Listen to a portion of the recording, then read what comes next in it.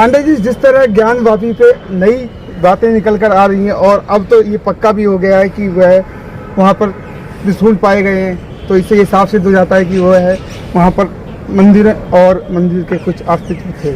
आप भी गिद्ध मीडिया वाला काम करिए, माइक ले जाइए। इस देश में जिस तरह से नफरत फैलाया जा रहा है, ये कहीं ना कहीं देश की आवाम को गुमराह करने का काम किया जा रहा है। आप बताइए, मंदिर मस्जिद के नाम पे भारतीय जनता पार्टी इस देश में क्या गुमराह करना चाहती है? आखिर भारत आस्थाओं का देश है, ये सभी के आस्था का देश है। क्या आज जो आप वीडियो वायरल हुई है, आखिर क्या इसमें आप सुप्रीम कोर्ट और जो लोग वो जांच कमेटी में थे, क्या इसकी जिम्मेदारी नहीं लेनी चाहिए? इस देश में एक धर्म को टारगेट करके, एक मुस्लिम समुदाय को टारगेट करके कहीं ना कहीं भारतीय जनता पार्टी ये अपनी राजनीतिक सियासत चमचाना चाहती है। जिस तरह से आप देख रहे होंगे, आज आपने देखा होगा योगी आदित्यनाथ जी ने भगवान श्री राम मंदिर के गर्भगृह को आज पूरा लाइव देश ने देखा। क्या वाकई में इस देश में और सारे मुद्दों को दबा के भारतीय जनता पार्टी ऐसे मुद्दे उजागर करना चाहती है कि कहीं ना कहीं एक लोगों को आस्था के प्रति जोड़ने का?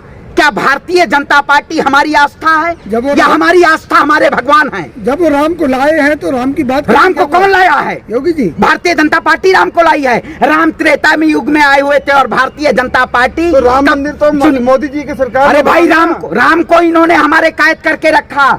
आज बताइए, आज राम भगवान को आज हम पूजा अर्चना नहीं उनकी कर पाते हैं। आखिर अगर सियासत की आड़ में अगर मंदिर नहीं आया होता तो लोग भगवान राम की पूजा करने पहुंचते। आज आपके जाके देखिए, दर्शन के लिए आपको ऐसे ऐसे बैरिकेटिंग, क्या भगवान हमारे बैरिकेटिंग के उसमें हमेशा इन्होंने क्या काम किया है? जिस तरह से 1949 के बाद ये राम मंदिर का मुद्दा कहीं ना कहीं इस देश में लोकतांत्रिक तरीके से जो सुप्रीम कोर्ट ने फैसला किया, अगर वो बना तो वहां भी मोहन भागवत ने एक बयान दिया था, आपने सुना होगा, कि हमने राम मंदिर पे सिद्धि पा ली है, अब हमें और कोई भी किसी भी धार्मिक स्थलों के प्रति ठेस पहुंचाने का नहीं है।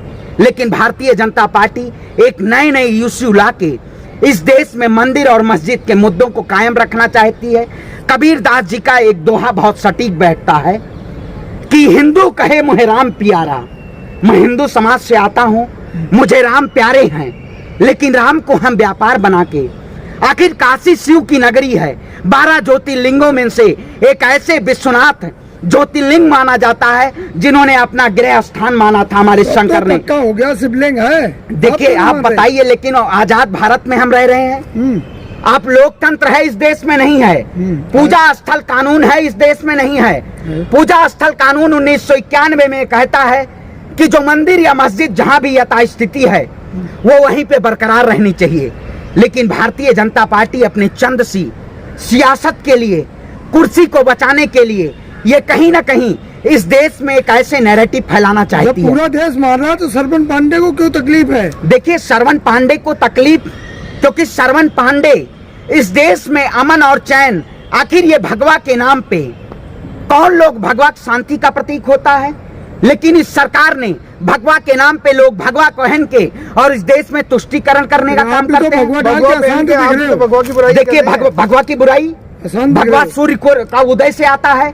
आखिर भगवा के नाम पे हम झंडा, किसी के मस्जिदों पे जाके झंडा फहराने का काम करते हैं। हम भगवा के नाम पे तुष्टीकरण, बहन बेटियों के प्रति किसी अवसर शब्दावली का प्रयोग करते हैं। आखिर आपने देखा होगा, भारतीय जनता पार्टी के प्रवक्ता जो लश्कर नोएडा में बैठ के और ऐसे ऐसे लोग ये इस देश में नफरत और किसी से समुदाय को, किसी के नबी को एक ऐसे आहत पहुंचाने का काम करते हैं। अगर हमारे भगवान को, हमारे आराध्य को कोई व्यापार बनाएगा तो श्रवण पांडे उन जैसे व्यापारियों को मुंहतोड़ जवाब देने का। मुंह में राम बगल में छुरी, आपने भगवान के नाम पे कितनी चंदा चोरी करने का काम किया। ये लोग वही ज्ञानवापी के नाम पे, ये आने वाले समय में इन्होंने धार्मिक मुद्दों पे लुटेरे का काम है इनका। इन्होंने शौचालय के नाम पे, इन्होंने गंगा नमामि गंगा के नाम पे, इन्होंने धर्म के नाम पे सबसे ज्यादा लूटने का काम किया है। अगर आप ऐसे कृत्य करने का काम करेंगे तो श्रवण पांडे ये तिलक की कसम खाता है कि कि इस सरकार को मुंह तोड़ जवाब देने का काम करेगा। जो लोग हमारे तिलक को और हमारे कलावे को, हमारे इस वस्त्र को जो बेचना चाहते हैं, भगवा किसी की बपौती नहीं है। मोदी जी की तारीफ हो रही है। जिस तरह लोहा लोहे को काटता है, उसी तरीके से ये भगवा भी भारतीय जनता पार्टी को समाप्त योगी करेगा। जी की तारीफ हो कौन रही सी है। तारीफ हो रही है? कल मोदी जी ने तारीफ देखिए, की मोदी जी शिमला में। चुनाव जब आ जाता है तब वो तारीफ का पुल बांधने लगते शिमला में कितनी हैं। तारीफ आखिर इस की? देश की जनता भूखमरी के कगार पे है। देश में रोजगार नहीं है, लेकिन देश के युवाओं को आप मंदिर और मस्जिद में लड़ाने का काम करते हैं। आखिर वो कौन लोग हैं? ये ऐसे कौन से नमूने आते हैं? ये लोग वीर सावरकर को मानने वाले लोग हैं, ये लोग हेडगवार को मानने वाले लोग हैं। Many issues manufacture by BJP and targeting Muslim. इस देश में सबसे ज्यादा मुसलमानों को टारगेट करके और भारतीय जनता पार्टी सत्ता में रहना चाहती है। जिस तरह से अंग्रेजों ने अब देश में तोड़ों की राजनीति की थी, अगर देश पे, भारत पे उन्होंने कब्जा किया था तो हिंदू मुसलमान को लड़ा के कब्जा किया था। वही सरकार ये करना चाहती है। लेकिन मैं कहता हूं, देश के युवाओं से, भारत युवाओं का देश है। अगर इस वक्त युवा अगर सोया रहा तो कहीं ना कहीं भारतीय जनता पार्टी इस देश में एक ऐसे कंगाल के नजरिए से इस देश को बना के और चली जाएगी कि आने वाली पीढ़ियां आपको कहा जा रहा है कि अगर हिंदू राष्ट्र बन गया तो कभी भी हिंदू खतरे में नहीं आएगा। आप बताइए, हिंदू के नाम पे जो सरकार, इस देश का पूरा केंद्रीय मंत्रिमंडल हिंदू है। जब देश के प्रधानमंत्री सिख थे और राष्ट्रपति मुसलमान थे, तब देश का हिंदू खतरे में नहीं था। लेकिन आज भारतीय जनता पार्टी के सूबे के प्रधानमंत्री हिंदू, राष्ट्रपति हिंदू, पूरा केंद्रीय मंत्रिमंडल हिंदू, तब देश का हिंदू खतरे में है। अरे पूरे देश की खुदाई हो जानी चाहिए। आप जहां खड़े हैं यहां भी खुदाई हो जानी चाहिए, क्योंकि ये सरकार इस देश को खुदवा के और अपनी कुर्सी बचाना चाहती है। लेकिन हम देश को खुदने नहीं देंगे, क्योंकि भारत हमारी माँ है। अगर हमारे माँ के आंचल को कोई छुएगा तो हम इसको चीर फाड़ के रख देंगे और संसद की एक से ईंट बजाने का काम करेंगे। जहाँ पूरा संसार इस सरकार को वाहवाही कर रहा है, वहाँ आप इसकी आलोचना कर रहे हैं। ऐसा क्यों? आपको कितना माल मिल रहा है? आप बताइए, 2014 से पहले मैंने देश के प्रधानमंत्री के ऊपर एक भी सवाल किया हो? क्योंकि यही सरकार कहती थी, सबका साथ, सबका विकास, सबका प्रयास, सबका विश्वास। लेकिन सबका विश्वास कहाँ है? आज युवाओं का विश्वास कहाँ है? सबका विश्वास कौन सा राम विश्वास? मंदिर बन गया, लोगों को विश्वास हो गया। भारत धर्मनिरपेक्ष राष्ट्र है। आप इस देश को कौन से रास्ते पे ले जाना चाहते हैं? नफरत आने वाली पीढ़ियां, आने वाली नस्लें बर्बाद कर देती हैं।